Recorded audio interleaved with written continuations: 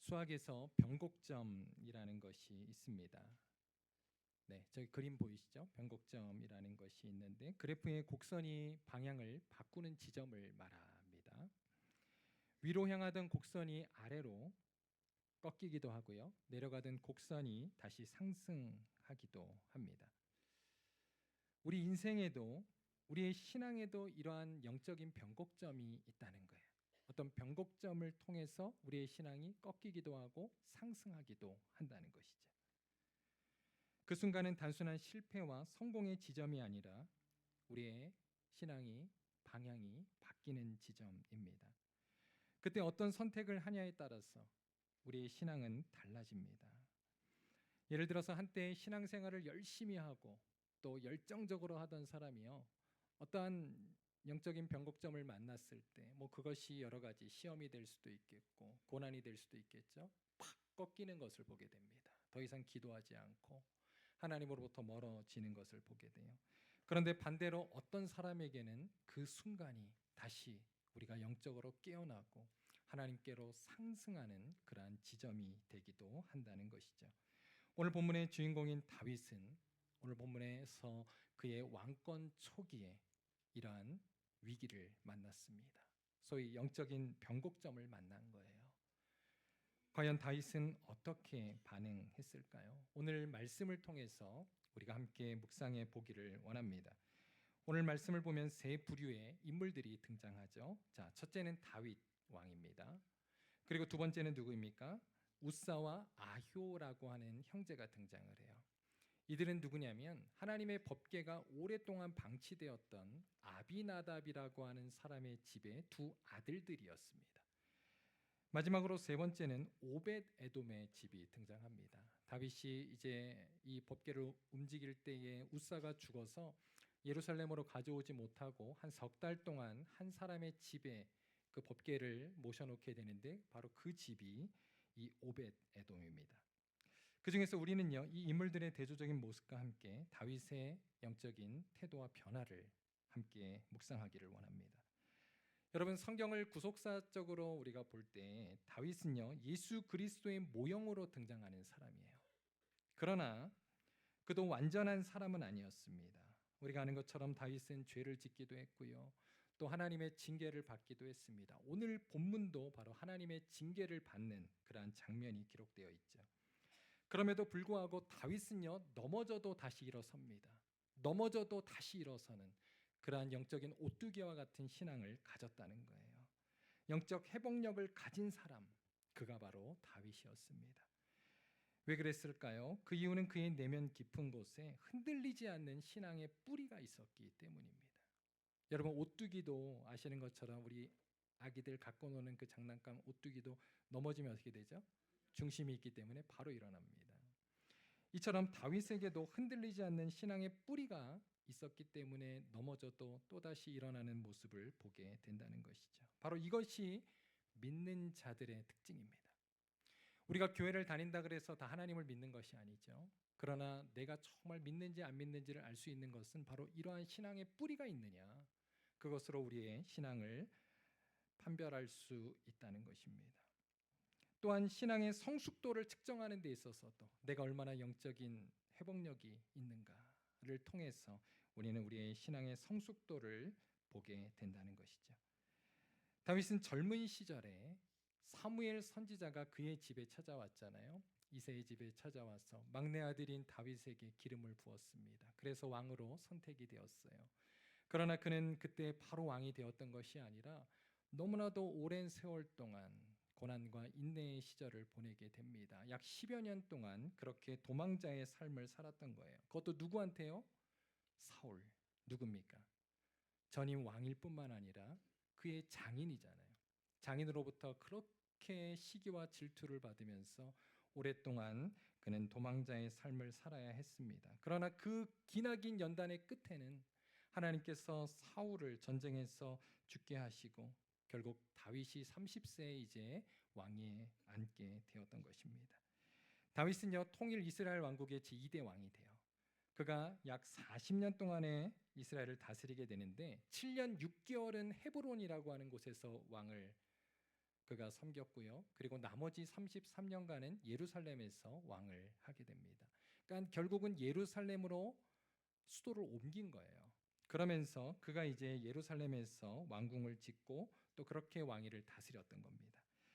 오늘 본문 사무엘하 6장 바로 이전에 여러분 5장에 보면요. 이러한 다윗 왕권에서 중대한 전환점이 이루어지게 됩니다. 그게 바로 예루살렘으로 이제 수도를 옮기는 그러한 일이었습니다. 다윗이 이처럼 예루살렘으로 이제 새로운 수도를 정하게 되고요. 그가 제일 먼저 했던 것은 뭐냐면 예루살렘을 정치적으로 그리고 영적인 중심지로 만드는 일이었어요. 당시 이방 나라의 두로 왕 히람이라고 하는 사람이 이러한 다윗의 위상을 생각해서 그 나라의 사절단과 함께 백향목과 같은 아주 좋은 그러한 나무 그리고 목수들, 석수들을 보내서 다윗의 왕궁을 건축을 해줍니다. 그리고 나서 다윗은 이제 자신의 왕궁에서 왕위를 이제 시작을 하게 된 거예요. 얼마나 기뻤겠습니까? 감사하죠. 그런데 다윗에게는 마음이 편치만은 않았습니다. 왜 그랬을까요? 바로 하나님의 법궤가 예루살렘에 있지 않고 예루살렘 밖에 오랫동안 방치되어 있다는 사실을 그는 알았기 때문입니다. 이에 다윗은 하나님의 임재를 상징하는 그 법궤를 예루살렘으로 모셔오는 일을 한 거예요. 그게 바로 오늘 본문의 말씀입니다. 자, 1절에서 2절 다 같이 한번 읽겠습니다. 시작. 다윗이 이스라엘에서 뽑은 무리 3만 명을 다시 모으고 다윗이 일어나 자기와 함께 있는 모든 사람과 더불어 발레 유다로 내서 거기서 하나님의 궤를 메어 오려 하니 그 궤는 그룹들 사이에 자정하신 만군의 여호와의 이름으로 불리는 것이라. 아멘. 자, 여기에 보면 다윗이 이제 법궤를 옮기는 데 있어서 이스라엘에 뽑은 무리들, 군인들이죠. 이들을 3만 명을 모았다라고 말씀하고 있습니다. 자, 이렇게 많은 사람들을 모았던 이유는 무엇일까? 이것은 단순히 언약궤 이동 행사를 위해서 사람들을 모은 게 아닙니다. 군대를 소집했던 거예요. 왜 그랬을까요? 오늘 말씀의 바로 앞장인 사무엘하 5장에 보면 그 사실을 우리가 알 수가 있습니다. 17절 이하에 보면 당시에 이스라엘과 블레셋 사이에 끊임없는 전쟁이 있었거든요. 그리고 오늘 본문 조그맣게 읽으신 2절에 보면 발레 유다라고 하는 지역, 이곳은 이제 다른 말로 기아랏 여림이라는 지역인데요. 여기는 블레셋과 매우 가까운 장소였습니다. 그러니까 다윗은 언약궤를 옮기는 이 과정에서 블레셋의 그죠? 적군의 기습 공격을 당할 수도 있었기 때문에 준비했던 겁니다. 대비했던 겁니다. 그래서 그렇게 많은 정예의 병들을 동원했던 것이죠. 그런데 오늘 본문 2절과 3절을 보면요, 이상한 변화가 감지돼요. 여러분 성경을 자세히 읽으신 분들은 이미 보았을 텐데 한번 2절, 3절 여러분 한번 성경 보세요. 보시면 2절에는 하나님의 궤를 메어 오려고 했습니다. 그런데 3절에 보면 어떤 변화가 생깁니까? 하나님의 궤를 어디다가 싣고 오게 돼요? 새 수레에 싣고 나오게 되었다라고 말합니다. 도대체 무슨 일이 있었던 걸까요? 본래 성경이 규정한 법궤 운반 방법은요, 수레가 아닙니다. 레위인들이 어깨에 메고 오는 것이었어요. 그리고 거기에는 여러 가지 절차들이 있고요. 레위 지파 사람들이 아무나 또 그 일을 할 수 있었던 것이 아니라 레위 지파의 사람들 중에서도 고핫 자손들만이 이 일을 할 수 있었던 거예요. 그래서 법궤에 채가 이렇게 있지 않습니까? 고리가 있고 채가 있으면 그 채를 어깨에 메고 이동을 했던 겁니다. 자, 우리가 한번 그 말씀을 구약을 통해서 한번 확인해 보도록 하겠습니다. 민수기 4장 4절에서 6절 한번 제가 읽을게요. 고핫 자손이 해마간에 지성물에 대하여 할 일은 이러하니라. 진영이 전진할 때에 아론과 그의 아들들이 들어가서 칸 막는 휘장을 걷어 증거궤를 덮고, 이 증거궤가 법궤입니다. 그 위를 해달의 가죽으로 덮고 그 위에 순천색 보자기를 덮은 후에 그 채를 꿰고, 자 그리고 15절 한번 볼게요. 제가 읽습니다. 진영을 떠날 때 아론과 그의 아들들이 성소와 성소의 모든 기구 덮은 것을 마치거든, 보세요. 고핫 자손들이, 이들은 이제 레위 자손 중에서도 고핫 자손이에요. 와서 맬 것이니라. 그러나 성물은 뭐라고요? 만지지 말라. 그들이 죽으리라. 회막 물건 중에서 이것들은 고앗 자손이 맬 것이며. 자, 이처럼 민수기에 보면 법궤를 이동하는 방법을 자세히 설명하고 있습니다. 그러나 어찌된 일인지요, 다윗이 이 명령을 따릅니까? 안 따릅니까? 안 따랐어요. 새 수레에다가 싣고 이동합니다. 새 수레에 이동하는 방법은요, 블레셋 사람들이 그들의 우상을 이동할 때 사용했던 방법이에요. 즉 그들의 종교적 관습이었다는 것이죠. 제가 이제 이 부분을 조금 한번 역사적인 내용들을 여러분에게 좀 설명하고자 합니다. 여러분, 사무엘상 4장에 보면 사무엘 시대 때 이스라엘 백성들이 당시에도 블레셋과 전쟁을 많이 했습니다. 그런데 그때는 이스라엘이 계속 전쟁에서 지는 거예요. 그러니까 이스라엘의 장로들이 이런 생각을 했습니다. 여호와의 그 법궤를 전쟁터에 가지고 나가서 싸우면 우리가 이기지 않겠는가라는 이상한 생각을 해요. 그래서 마치 하나님의 그 법궤를 부적처럼 이용했던 거예요. 자, 전쟁터에 이 하나님의 법궤를 가지고 나갔습니다. 그런데 승리했을까요? 못했을까요? 네, 승리하지 못했습니다. 그리고 급기야 이 법궤까지 블레셋에 빼앗기고 말아요. 이 전쟁에서 대제사장 엘리의 두 아들이 죽게 되고요. 또 그 소식을 듣고 비둔한 엘리가 의자에 앉아 있다가 뒤로 넘어져서 목이 부러져 죽었다라고 하는 이야기가 바로 이때의 배경입니다. 그뿐만 아니라 이제 법궤가 블레셋에 들어가게 되었잖아요. 이제 블레셋 사람들이 얼마나 환호성을 질렀겠습니까? 그래서 하나님의 법궤를 감히 그들이 믿는 다곤 신상에 갖다 놔요. 그런데 그 다음 날 아침에 보니까 어떻게 되었죠? 다곤 신상이 목이 부러지고 완전히 무너져 있는 거예요. 그들이 깜짝 놀랍니다. 그러면서 이제 두려워하면서 그 법궤를 다른 지역으로 보내요. 그런데 그 법궤가 이동하는 블레셋의 성읍마다 종양과 재앙이 발생하기 시작해. 전염병이 퍼집니다. 그러면서 블레셋 사람들은 이스라엘 하나님 때문에 생긴 재앙이라고 하면서 그들이 벌벌 떨고 두려워해요. 그러면서 결국 그들이 다시 그 법궤를 어떻게 합니까? 이스라엘로 보내게 됩니다. 그때 보내는 방법이 바로 새 수레에 하나님의 법궤를 싣고 보냈던 거예요. 사람이 없는 상태에서 소 2마리가 베세메스라고 하는 곳으로 가게 됩니다. 그때 이스라엘 백성들이 그 소를 잡아서 하나님께 번제를 드리고 그리고 법궤를 이제 다시 받게 됩니다. 그런데 그들이요, 여기서 큰 실수를 해요. 그 베세메스 사람들이 법궤 안이 궁금했던 거예요. 그래서 그것을 살짝 열어보려다가 재앙을 당하게 됩니다. 그래서 거기서 많은 사람들이 죽게 돼요. 이 일로 인해서 이스라엘 백성들이 두려워하면서 하나님의 법궤를 가까이 하면 안 되겠구나 해서 그때 이제 방치해 두었던 곳이 바로 오늘 본문의 아비나답의 집 블레셋 근처 길랏 여림, 바로 그곳에 하나님의 법궤를 방치시켰던 겁니다. 그런데 그것이 한 해, 두 해도 아니고 얼마 동안 약 20년 동안이나 방치가 되었던 거예요. 이때 왕이 누구냐면 이제 사울 왕입니다.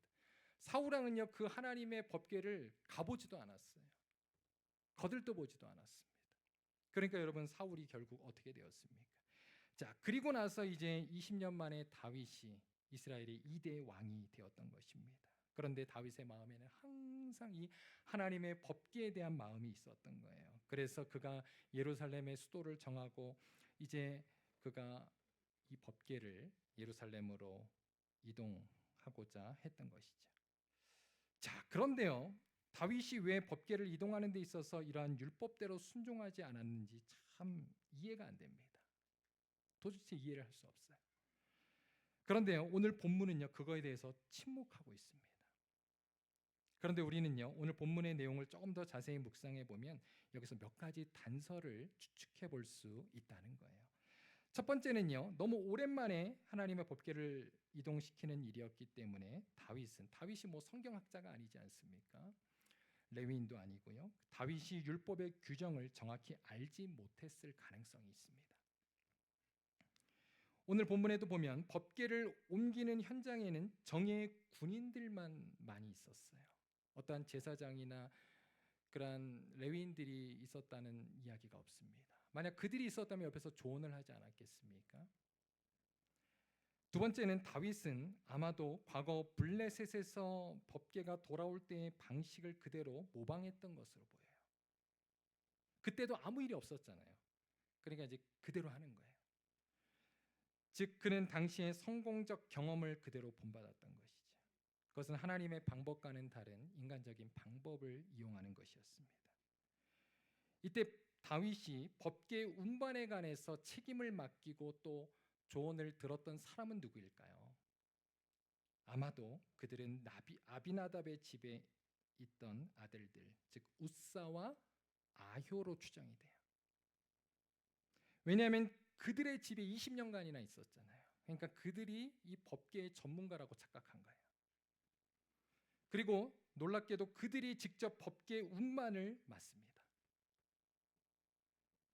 다윗이 이들에게 이러한 중대한 책임을 맡긴 이유가 무엇일까요? 사실 그들은 제사장이나 레위 지파의 사람들이 아니었던 것 같아요. 학자들도 그렇게 보고요. 만약 그들이 정말 레위인들이었다면 새 수레 가지고 가지 않았을 겁니다. 그들은 율법대로 어깨에 메고 갔을 것입니다. 그러니까 이들은 레위인들이 아니었다는 거예요. 결국 다윗은 하나님의 말씀보다 자기의 생각 그리고 인간적인 경험을 더 우선시한 겁니다. 이 일로 인해 어떤 일이 발생합니까?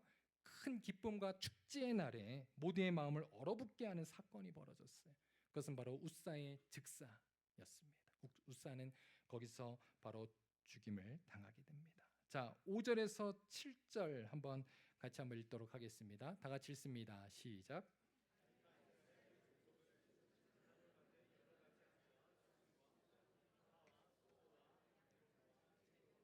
여호와 앞에서 연주하더라. 그들이 나곤의 타작마당에 이르러서는 소들이 뜸으로 우사가 손을 들어 하나님의 궤를 붙들었더니 여호와 하나님이 우사가 잘못함으로 말미암아 진노하사 그를 그곳에서 치시니 그가 거기 하나님의 궤 곁에서 죽으니라. 이스라엘은 지금 한창 기쁨과 찬양으로 가득할 그러한 순간이었습니다. 그러나 그 시작의 순간에 우사가 죽는 충격적인 일이 일어나고 말았던 거예요. 마치 찬물을 끼얹는 듯한 그러한 사건이 일어나게 됩니다. 여러분, 이 사건은요, 신구약의 두 가지 사건을 우리에게 떠올리게 합니다. 이와 비슷한 내용들이 성경에 또한 기록이 되어 있어요. 첫 번째는 여호수아서의 아간의 범죄입니다. 당시에 여호수아와 이스라엘 백성들은 이제 가나안 땅에 진격하면서 난공불락의 성이었던 여리고 성을 무너뜨리고 그들은 하나님 앞에 기쁨으로 찬양하고 전진하게 되었습니다. 그들 마음 가운데는 기쁨에 들떠 있었을 거예요.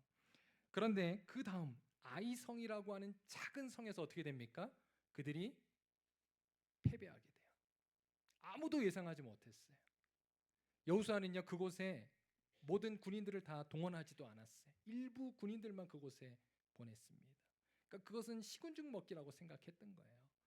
그런데 그러한 방심한 순간에 아간 한 사람의 범죄로 말미암아 이스라엘은 참패하게 됩니다. 그때 성경을 보면 여호수아가 고심했다라고 성경은 말하고 있어요. 이스라엘 백성들에게 큰 아픔의 순간이었습니다. 또 두 번째로 신약 성경에 보면요, 초대교회 때 아나니아와 삽비라 사건이 일어납니다. 성령이 임재하시고 그리고 나서 예루살렘 교회가 얼마나 큰 은혜와 또 부흥의 역사가 있게 되었습니까? 베드로가 설교할 때마다 하루에도 3,000명, 5,000명씩 회개하고 교회 성도들이 더해지는 은혜가 있었는데 갑자기 아나니아와 삽비라가 성전에서 죽는 일이 발생해요. 여러분 얼마나 놀랬겠습니까? 바로 하나님께서는 그런 거짓과 위선을 그들에게 심판하시고 그들이 결국은 하나님의 성전에서 죽게 되었던 것입니다. 교회 공동체가 기쁨의 순간에 갑자기 두려워하고 하나님 앞에서 떨게 되었던 것이에요. 이처럼 오늘 본문의 우사의 죽음은 똑같습니다. 하나님의 거룩하심과 두려움을 하나님께서 방심의 순간에 일깨워 주시는 사건이었다는 거예요. 감사의 자리에서 하나님을 향한 경외와 순종이 사라질 때 하나님은 자신이 누구이신지를 보여주십니다. 그리고 우리가 그렇게 들떠 있을 때, 우리가 흥분할 때, 여러분 그 틈을 타고 사탄이 유혹한다는 거예요. 우리를 미혹한다는 것입니다. 그래서 우리를 넘어뜨립니다. 그래서 사랑하는 성도 여러분, 우리가 무엇보다 내가 하는 일들이 잘 될 때, 또 모든 것들이 평안할 때일수록 여러분 영적으로 깨어있는 우리 귀한 성도님들 되시기를 바랍니다. 왜냐하면요, 그때 사탄은 우리를 유혹해요. 왜냐하면 우리가 방심하기 쉬운 순간이거든요. 그래서 우리는 더 쉽게 시험에 들고 또 악에 빠진다는 거예요. 다윗도 부주의했던 것은요, 그때 그는 하는 일들이 다 잘 됐거든요. 그리고 아까 제가 말씀드린 대로 두로 왕의 행위를 제가 말씀드렸잖아요. 이방 왕이 와가지고 그 사절단을 보내서 다윗의 왕궁도 지어주고 또 조공을 바치고 이방에서 얼마나 그냥 승승장구하고 마음이 들떴습니까? 그런데요, 다윗이요, 사실은 그가 어려움에 처했을 때는 그의 영적인 자세가 다른 것을 보게 돼요. 우리 한번 말씀을 한번 찾아보겠습니다. 바로 앞에 부분 사무엘하 5장인데요. 19절 한번 다 같이 읽겠습니다. 시작. 다윗이 여호와께 여쭈어 이르되 내가 블레셋 사람에게로 올라가리이까 여호와께서 그들을 내 손에 넘기시겠나이까 하니 여호와께서 다윗에게 말씀하시되 올라가라 내가 반드시 블레셋 사람을 내 손에 넘기리라 하신지라. 자, 하나만 더 찾아볼게요. 23절입니다. 우리 같이 읽습니다. 시작. 다윗이 여호와께 여쭈니 이르시되 올라가지 말고 그들 뒤로 돌아서 뽕나무 숲을 맞은편에서 그들을 기습하되. 자, 보세요. 다윗이 전쟁 중에는 긴장하잖아요. 하나님 앞에서 영적으로 탁 깨어 있잖아요. 그래가지고 이러한 전쟁의 상황 속에서는 어떻게 했습니까? 하나님께 묻습니다. 또 물어요. 그리고 조심스럽게 행동하는 다윗의 모습을 보게 됩니다. 그러나 그가 방심했을 때 결국은 하나님의 징계를 받게 되었습니다. 다윗에게 영적인 변곡점이 찾아온 것이죠. 그때 성경은요, 그가 분한 마음을 가졌다라고 표현하고 있어요. 오늘 여러분 말씀 우리가 읽은 대로 그가 하나님 앞에 분한 마음을 가졌다. 그래서 자신이 하던 일을 딱 멈추잖아요. 예루살렘으로 더 이상 가져오지 않고 어떻게 합니까? 오벳 에돔의 집에다 가져다 놓습니다. 지금 삐진 거예요. 여러분, 다윗은요, 신앙의 위기를 맞은 겁니다. 우리도 종종 이런 순간들이 있습니다. 의도치 않게 하나님께 섭섭한 마음을 가질 때가 있다는 거예요. 이 섭섭이가요, 참 우리의 신앙을 괴롭히고 또 힘들게 할 때가 많습니다. 여러분, 오늘 다윗도 보세요. 그의 의도는 얼마나 선합니까? 그의 열심이 얼마나 정말 칭찬받을 만합니까? 그랬기 때문에 하나님께 지금 섭섭한 거예요. 섭섭이는요, 무관심하고 그리고 열심이 없는 사람에게는 찾아오지 않습니다. 섭섭한 마음이 든다는 것은 내가 한 것이 있다는 거예요. 그리고 그것을 하나님이 알아주시지 않고 다른 사람이 알아주지 않을 때 드는 감정입니다. 그래서 여러분, 이럴 때 어떤 생각이 드세요? 다 모든 거 그냥 때려치고 싶지 않으세요? 오늘 다윗이 지금 그렇게 하는 거예요. 더 이상 법궤를 예루살렘으로 가져오지 않고 베세메스에 갖다 놓았던 것입니다. 다윗처럼 우리도 모든 것을 내려놓고 다 포기하고 싶은 생각이 찾아올 때가 있다는 거죠. 그러나 오늘 본문 7절을 한번 보겠습니다. 다 같이 읽겠습니다. 시작. 여호와 하나님이 웃사가 잘못함으로 말미암아 진노하사 그를 그곳에서 치시니 그가 거기 하나님의 궤 곁에서 죽으니라. 천만다행인 것이요, 다윗이 아니라 웃사의 죄로 말미암아 하나님이 웃사를 치셨다는 거예요. 그렇다면 웃사에게 어떠한 문제가 있었을까요? 저는 이제 오늘 본문을 한 주 동안 묵상하면서 제가 이러한 좀 묵상의 생각이 들었어요. 여러분, 웃사는 아까 말씀드린 대로 레위인이 아니었다는 것이죠. 그런데 하나님의 법궤를 운반하는 일에 그 웃사의 형제들이 총책임을 맡잖아요. 그러니까 사람들의 어떻습니까? 시선이 그들에게 집중이 됐을 거예요. 그들의 마음이 우쭐해지지 않았겠습니까? 그들의 마음이 자랑스럽게 여겨지지 않았겠어요? 왜냐하면 그의 형제가 바로 이 새 수레를 몰았기 때문입니다. 종종 우리 목회자들도 또 우리 직분자들도 이러한 착각과 오해에 빠질 때가 있다는 거예요. 하나님의 말씀을 전할 때 성도들은 어떻습니까? 목회자를 통해서 하나님의 말씀을 듣기 때문에 마치 목회자가 그 가운데 마음이 높아질 수 있다는 거예요. 여러분, 직분자가 그럴 수 있다는 겁니다. 우리는 늘 우리의 마음을 주님 앞에 돌아보아야 합니다. 웃사라고 하는 이름의 뜻은요, 이런 뜻이 있대요. 힘, 능력, 그리고 강한 자, 이런 뜻입니다. 그런데 6절에서 웃사가 이제 하나님의 법궤가 소가 뛸 때에 넘어지려 할 때 그것을 자기의 손으로 궤를 붙잡았다 그랬어요. 근데 우리는 상식적으로 생각할 때 이거 잘한 거 아니야? 하나님의 궤가 떨어지면 어떡해? 이렇게 생각할 수 있습니다. 그러나 그는 바로 자신의 능력, 자신의 힘으로 하나님의 궤를 붙들었던 겁니다. 그 마음의 중심을 아시는 하나님은 그를 심판하셨어요. 이 일은 단순한 사고가 아닙니다. 이것은 하나님의 심판이었고 하나님의 섭리 가운데 일어난 일이었다는 거예요. 왜냐하면 갑자기 소가 뛴 것도요, 이거는 뭐 우연이 아니죠. 하나님께서 하신 역사입니다. 법궤를 자기 마음대로 하나님의 율법과는 상관없이 블레셋의 방법대로 행하는 이스라엘 백성들을 심판하기 위해서 하나님께서 그 일을 행하신 것입니다. 그리고 그 일의 책임자로 웃사를 심판하신 것이죠. 이 일로 하나님은 다윗의 통일왕국 초기에 바로 그러한 인간적인 교만의 싹을 싹둑 잘라버린 거예요. 이것은 웃사뿐만 아니라 다윗 안에 있는 웃사를 제거하신 사건이었습니다. 다윗은요, 이 일을 겪으면서 얼마나 간담이 선을 했겠습니까? 다윗이 죽을 뻔했잖아요. 이처럼 하나님은 당신의 나라가 인간의 힘이나 능력으로 세워지지 않도록 다윗에게 처음부터 확실히 가르쳐 주신 거예요. 하나님의 일은 오직 하나님의 영과 능으로 역사하신다는 사실을 여러분 믿으시기를 바랍니다. 우리는 그저 주님 앞에 쓰이는 도구일 뿐이라는 거예요. 그리고 다윗은 그의 왕궁으로 이제 돌아갔겠죠. 그의 심경은 아마 복잡했을 겁니다. 오늘 말씀을 자세히 보면요, 그의 마음이 처음에는 섭섭함이 있었는데 이제 두려움으로 바뀌어요. 그 다음 절을 보면 이제 어떻게 해야 되나, 이러지도 못하고 저러지도 못하는 그러한 다윗의 모습, 그러한 심경을 우리는 발견하게 됩니다. 그런데요, 감사하게도 그의 마음이 변화되는 계기를 맞게 돼요. 그게 바로 오늘 본문 11절입니다. 11절 말씀 한번 다 같이 읽겠습니다. 시작. 여호와의 궤가 가드 사람 오베데돔의 집에 석 달을 있었는데 여호와께서 오베데돔과 그의 온 집에 복을 주시니라.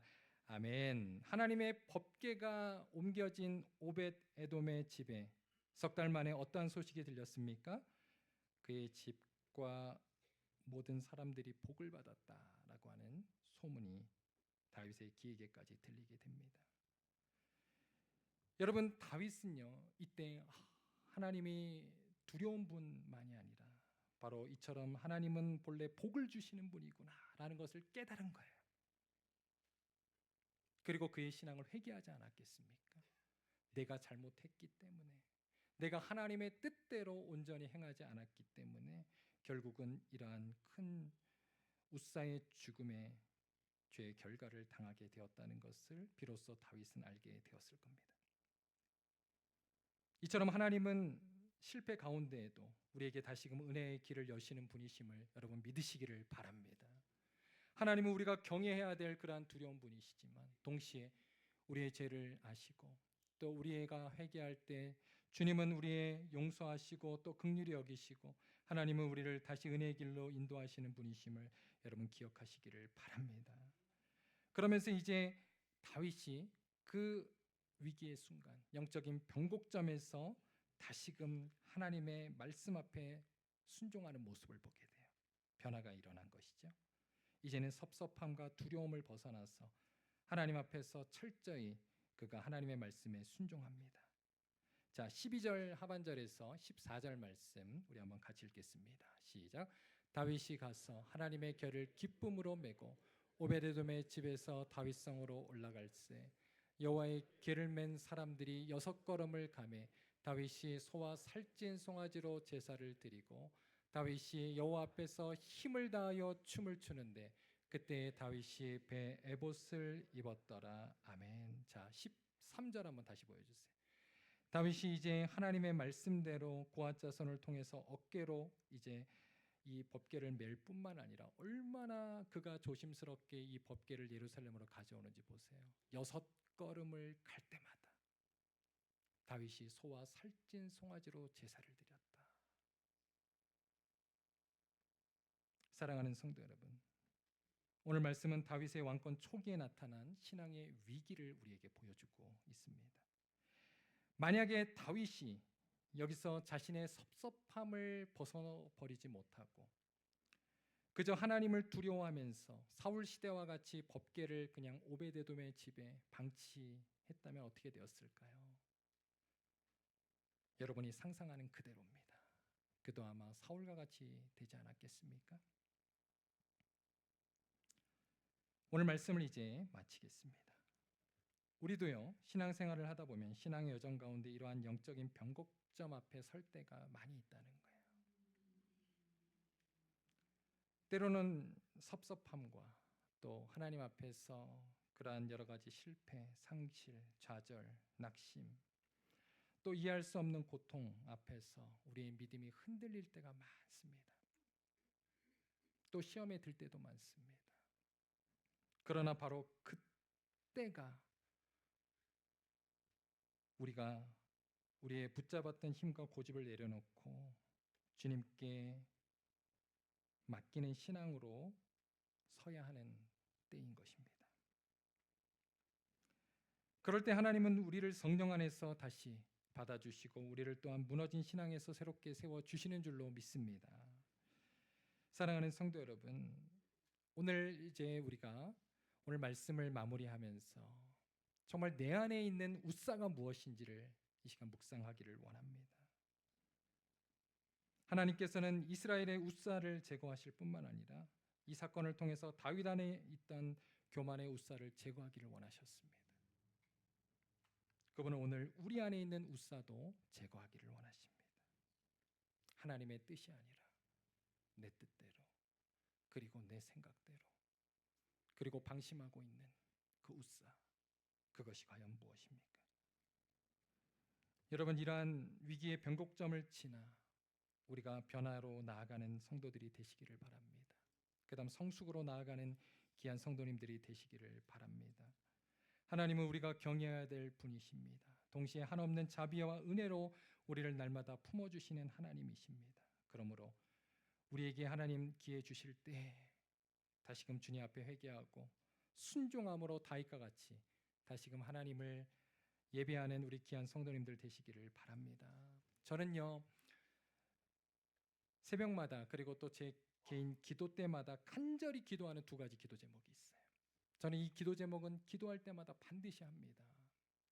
첫 번째, 하나님 앞에서 항상 교만해지지 않도록 기도하고 있습니다. 자칫 제가 사역자로서 인정받고 또 사람들의 칭찬과 그러한 사람들의 어떠한 인정 가운데 마음이 높아지지 않도록. 그 다음 두 번째, 한 주간 설교를 준비하면서 설교 준비를 위해서도 기도하지만, 여러분, 설교는 제가 하지만 이 설교를 통해서 우리 성도들이 하나님을 만날 수 있도록, 그리고 성령의 역사를 통해서 우리 성도들을 변화시켜 달라고 항상 기도하고 있습니다. 또한 저를 위해서 기도해 주신 우리 성도님들의 그러한 기도를 느끼고 있습니다. 여러분, 영혼의 변화는요, 사람의 힘과 능으로 되는 것이 아닙니다. 오직 하나님의 영과 능으로 가능한 일인 줄로 믿습니다. 여러분의 모든 삶의 문제도 마찬가지입니다. 여러분 지금 어떠한 문제 가운데 있습니까? 그것을 나의 힘과 능으로 해결하려고 노력하고 있습니까? 이 시간 주님 앞에 내려놓으십시오. 그리고 주님의 힘과 능을 의지하며 나아가는 우리 귀한 성도님들 되시기를 바랍니다. 내 뜻과 내 자만과 내 열심을 내려놓고 겸손히 하나님의 뜻과 하나님의 은혜를 구합시다.